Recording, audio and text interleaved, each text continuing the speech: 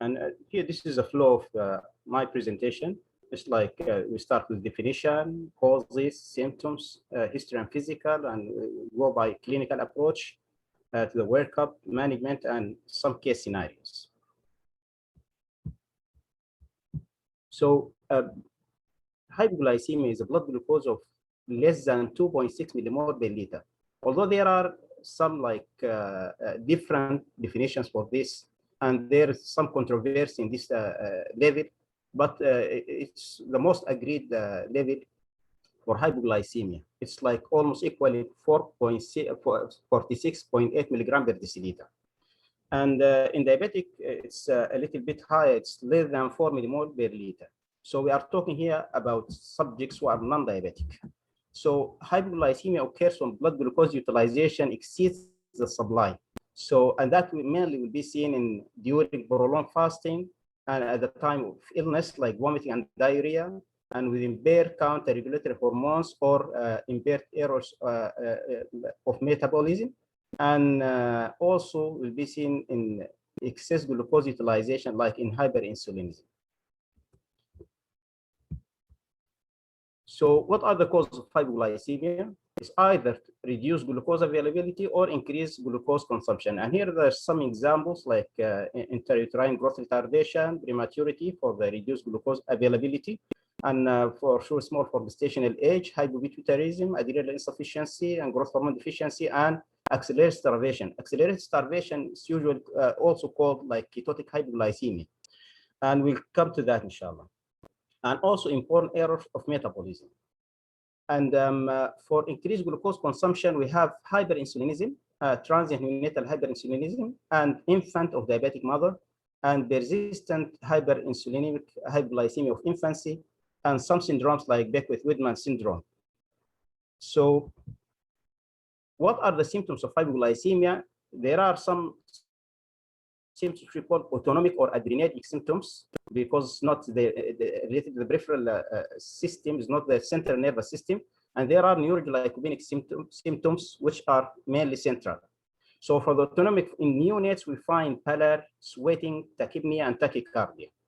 And for the neuroglycopenic symptoms, we find like jitteriness, apnea, hypotonia, feeding problems, irritability, abnormal cry, convulsions, and coma, and others. That will be different a little bit from the infant or older children, because in infants, we find like autonomic symptoms will be like anxiety, palpitation, sweating. This is in children, and tremors and tachycardia. Neuroglycopenic symptoms definitely like hunger, abdominal pain in older children, nausea and vomiting, headache, weakness, dizziness, blurred vision, and irritability, and sometimes it can reach up confusion, and also convulsions and coma like a shared symptom. So there are important points we have to take care of when going in history taking. Number one, you should ask about the pregnancy, the duration of pregnancy. Is it like a complete pregnancy, or there is a prematurity or something?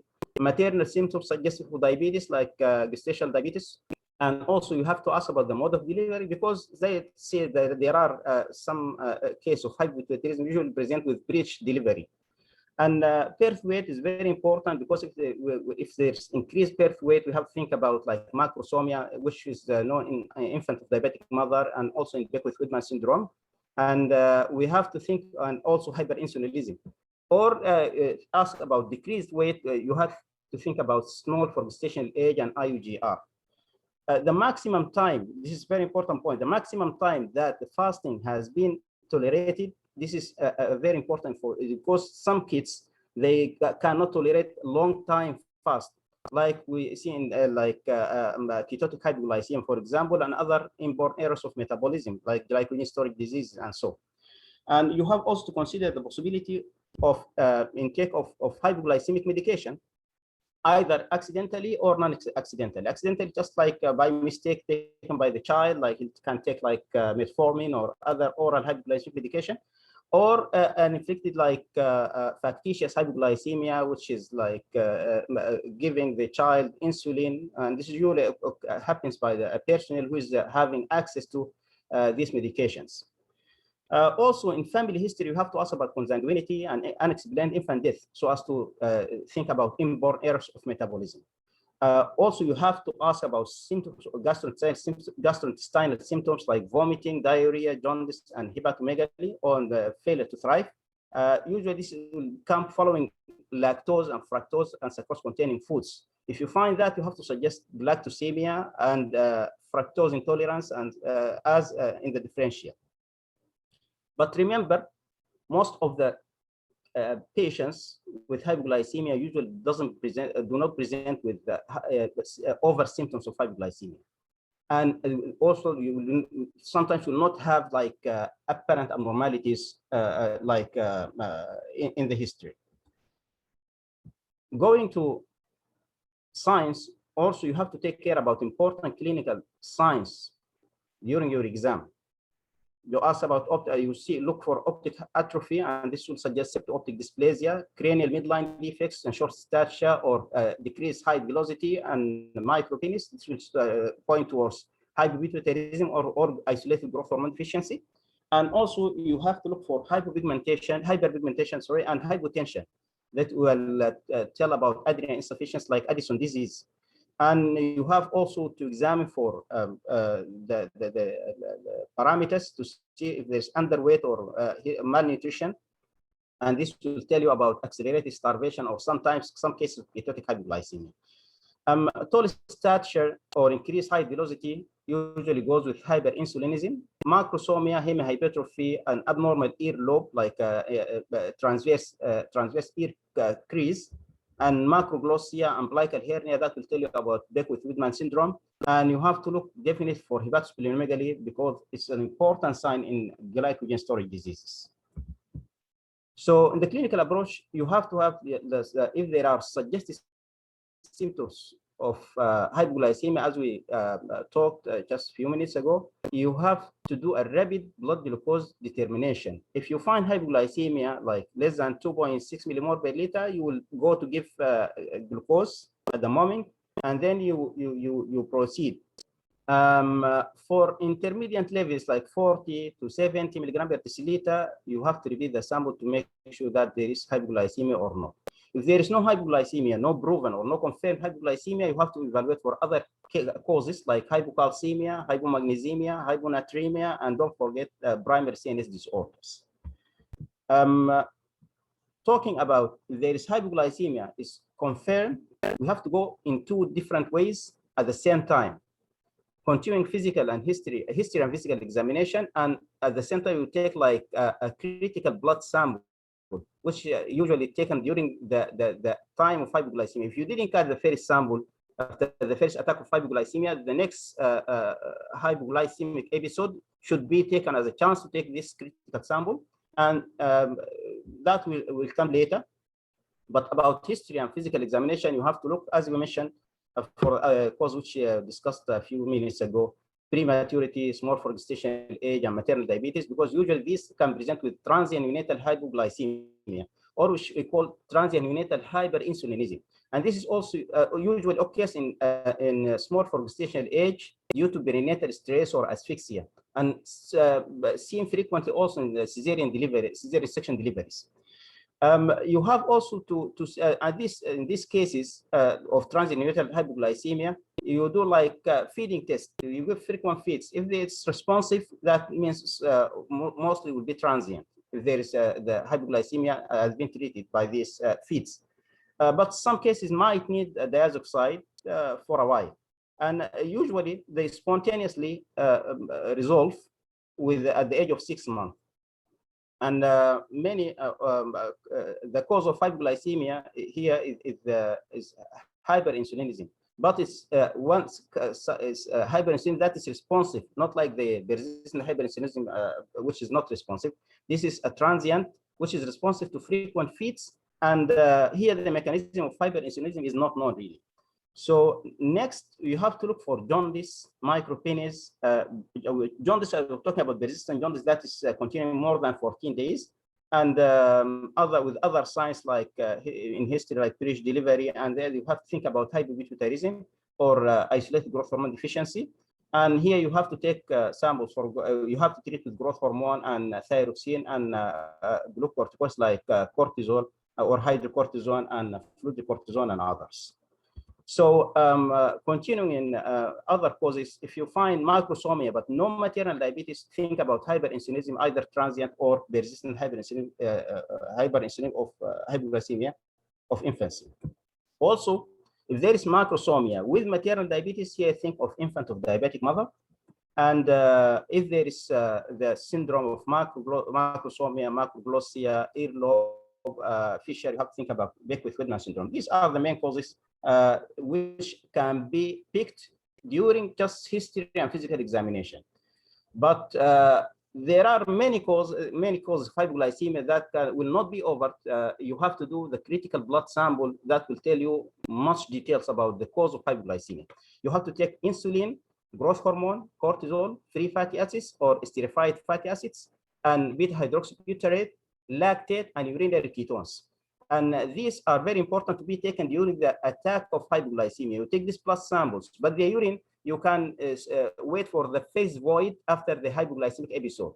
You catch the first void after this episode, that will tell you much about the diagnosis. Because the main point here, we have to differentiate, is it ketotic hypoglycemia or non-ketotic?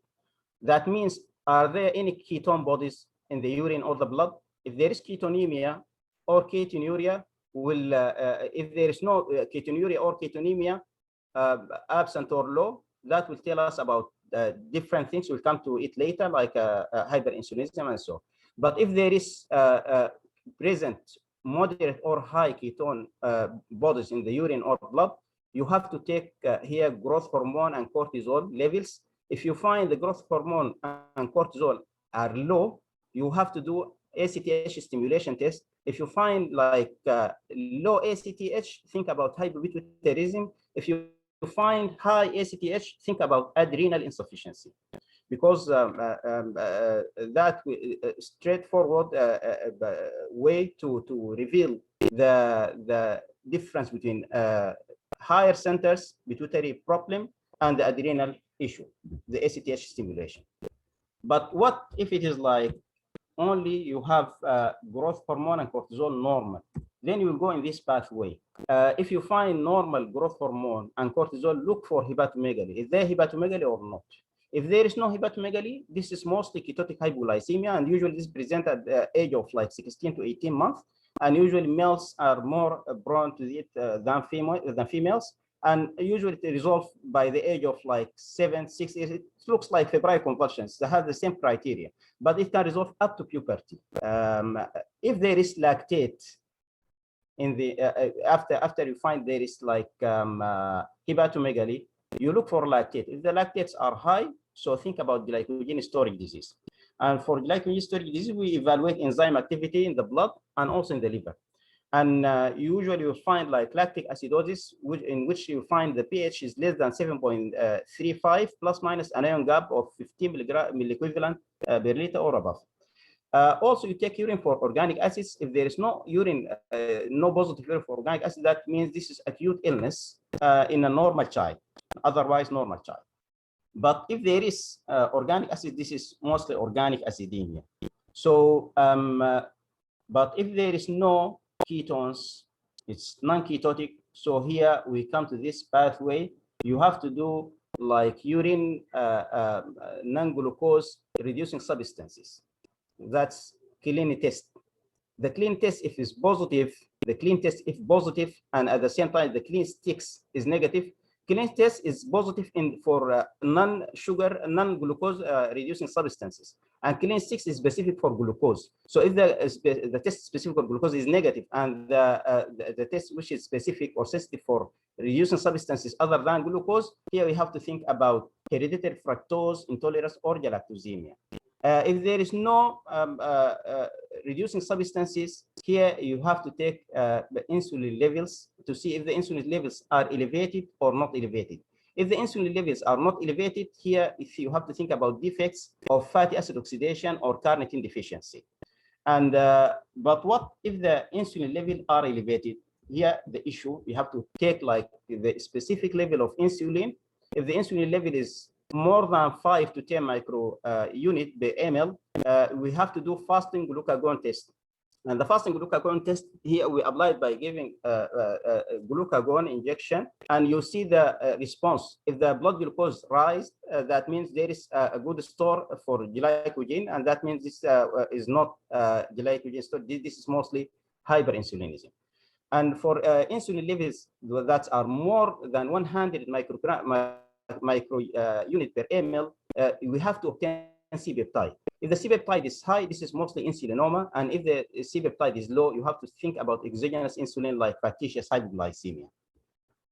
So there are some important points about immediate hypoglycemia treatment. You have to take the initial diagnostic blood sample before you go through correcting the glucose level, and you have to give like 0.2 to 0.4 gram glucose, which is almost equal to 2 to 4 ml ml per kg of 10 dextrose. And this is like a bolus, which is given at like in 4 to 6 minutes slowly. But then you have to start IV infusion of D10 at 10 milligram per kg per minute at the start, and then you adjust. If it needs more, you can go higher up with the concentration of the glucose, or if it is like now corrected, you go down. And the aim is to keep the blood glucose all the time more than 4 millimole per liter. That's almost equal to 72 milligram per deciliter. If the child remains unconscious despite normal blood glucose, here consider hydrocortisone, usually from 25 to 100 milligram IV according to age. Like in less than 2 years, you give 25. From 2 to 5 years, you give 50. For more than 5 years, you give 100 milligram IV. And if no response, think about intracranial disorder or import error of metabolism. And then you collect the next urine sample for diagnostic investigation. Newborns and small for gestation babies usually tolerating feeding, you have to increase the volume and frequency and give high calorie formula. What about the subsequent management? You have to continue glucose infusion. You have to reassess the air breathing, circulation, and disability, look for. And you have to correct electrolytes like sodium, potassium, and these things.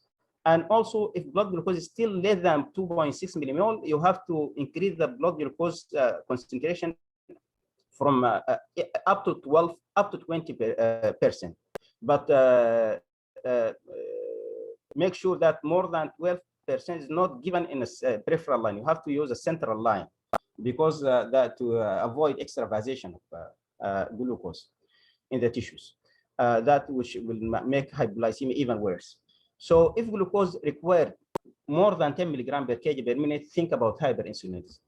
So hypoglycemia subsequent management also you have to have special treatment consideration, hypopituitarism and adrenal insufficiency. You have at the time of intercurrent illness, increase hydrocortisone 2 to 3 times. This is the stress dose of hydrocortisone. If there's increased like vomiting, diarrhea, fever, and these symptoms, you have to take care that you have to increase the hydrocortisone level so as to avoid the shock. In poor areas of metabolism, you have to give frequent high carbohydrate containing meals and avoid prolonged fast. In ketotic hypoglycemia, just like in poor areas of metabolism, you have also to add like uncooked cornstarch, usually mixed with a drink or a yogurt at bedtime, because at bedtime you will have like long hours of sleep that might prone the child for nocturnal episodes of hypoglycemia. So transient neonatal hyperinsulinism usually responsive to glucose and frequent feeds, and sometimes diazoxide. Persistent hypoglycemia of infancy, glucose infusion may need to be increased up to like 25 milligram per kg per minute. Most will resolve spontaneously, but some might need diazoxide and chlorothiazide or somatostatin analog. Some we use it like sometimes like bridging medication, because the child will soon get tolerated to this medication, and they will be of no use after some time. You have to take like to do genetic counseling and mutation analysis for rectifying channels of potassium, and usually this is found in some mutations like KCNJ11 and ABCC8 mutations. Usually this can present like a focal or diffuse form of hyperinsulinism. And here you attempt diazoxide. If the diazoxide and chlorothiazide fail, you have to go for PET scanning. PET scanning, which is like a positron emission tomography, which is done to differentiate for a focal from diffuse forms of hyperinsulinism before going to pancreatic surgery, either subtotal or near total pancreatectomy. So here at the end, we will have like some case scenarios. So I will not just, I will go through them quickly, but please like keep an attention for that, because they are very important. We reflect, we'll explain more of the this talk. So a 2-day-old boy presented with sleepiness, jitteriness, and hypoglycemic convulsions. He required 20 milligrams per kg per minute to avoid hypoglycemia. When IV glucose was temporarily discontinued, the following results were obtained. Glucose 1.8 millimole per liter, that means 32 milligrams per deciliter. Cortisol 141 nanomole per liter. The normal value is more than 550. Growth hormone is 9.9. The normal value is more than 7 nanogram per ml. Insulin level is 72.4 milliunit per liter. C-peptide level is 4, which is high, according to the reference value. 3-beta hydroxybutyrate is 0.45, which is within normal level. What do the above results demonstrate? So definitely here you have like required 20 milligrams, that means that more than 10 milligrams per kg. And we have here the glucose is still low, and the insulin is 72. This is very high. And the C-peptide is high. This is mostly hyperinsulinemia. Okay. So, and here we have cortisol. The cortisol is a little bit low, but usually is not strange to find this in these cases. You might find some cortisol deficiency, although you might need to go further to do like further testing for the pituitary pathway to make sure that there is no other issues with this low level of cortisol. Growth hormone is normal. So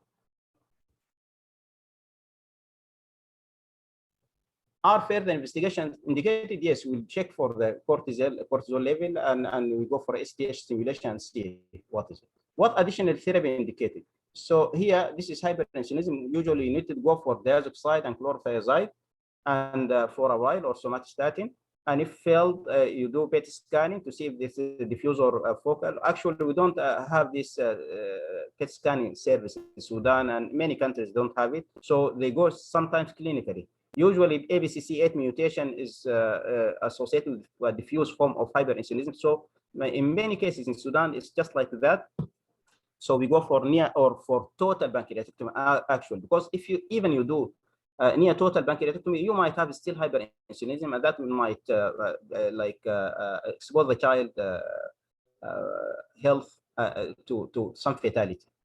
So case 2, a 9-year-old boy came with 2-month history of recurrent abdominal pain, vomiting, and lethargy. On examination, ill, dehydrated, and hypotensive. Sodium 112 millimole per liter, potassium 7.9, urea 28.4,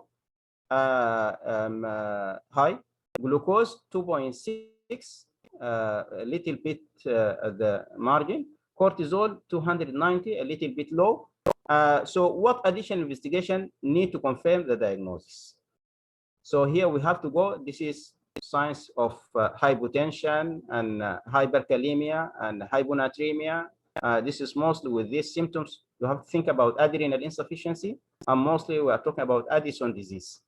What emergency treatment required?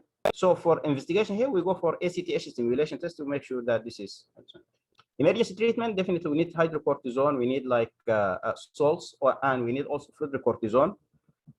What further clinical signs may help establish the diagnosis? Definitely hyperpigmentation and these things. Okay.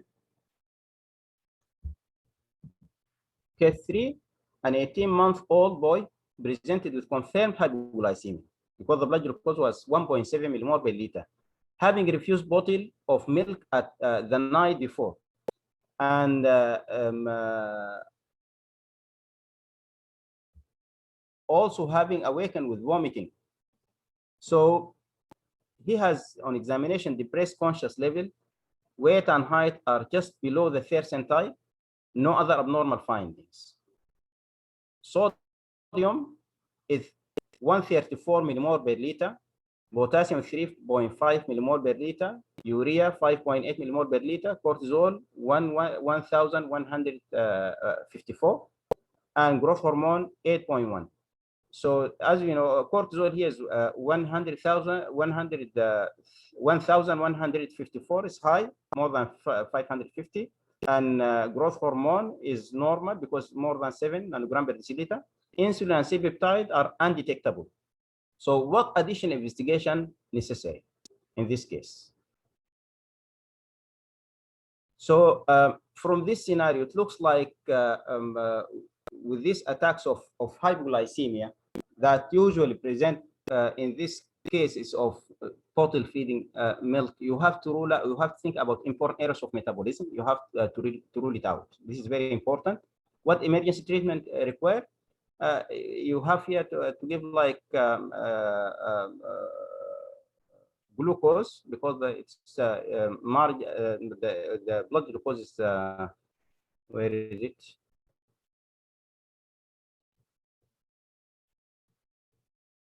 Oh, 1.7. So, in the first line, 1.7 glucose. Yes, you have to correct the hypoglycemia. It's very important. And if no biochemical abnormalities of counter-regulation can be identified, what prognosis can parents be offered? Because if this is proved, there is no abnormal testing for the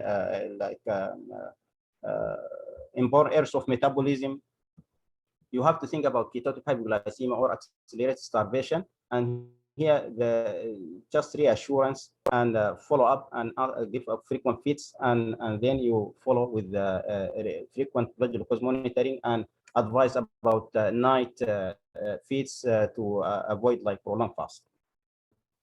Case 4. Bashir, how many more cases you have? If you can just... This is the last one. That's it. Thank you. This is a 5-year-old boy was admitted for elective 20 hours fast after 2 days of discontinuation of anti-insulin therapy. He had been diagnosed as persistent hyperinsulinemic hypoglycemia at 1 year of age, following investigation into a 6-month history of convulsions. He had been clinically stable for 4 years on very modest doses of diazoxide and chlorothiazide with no hypoglycemia. His blood glucose was 3.8 millimole per liter after 15 hours fast, and he was asymptomatic all the time. Blood samples taken at the end of the fast were as follows. Glucose was 3.4 milligram per deciliter, insulin 3 milliunit per liter, and 3-beta hydroxybutyrate was 0.41 millimole, which is a little bit higher. And non-esterified fatty acids is 0.87, which is also a little bit higher. So what does this result demonstrate? Here you will find this is talking mainly about improving a case of hyperinsulinism. This mostly is not persistent hyperinsulinism hypoglycemia of infancy, because although still insulin is still high, but we have here, like if you can see, there is a hydroxybutyrate is increased, and the free fatties increase also. So the management here, you have to stop diazoxide and chlorothiazide and go for follow-up and frequent checking of blood glucose and see how is he doing after some time. And that's it. I think here we come to the end, and thank you very much. Thank you very much, Dr. Bashir, for this elegant talk and very informative demonstrating case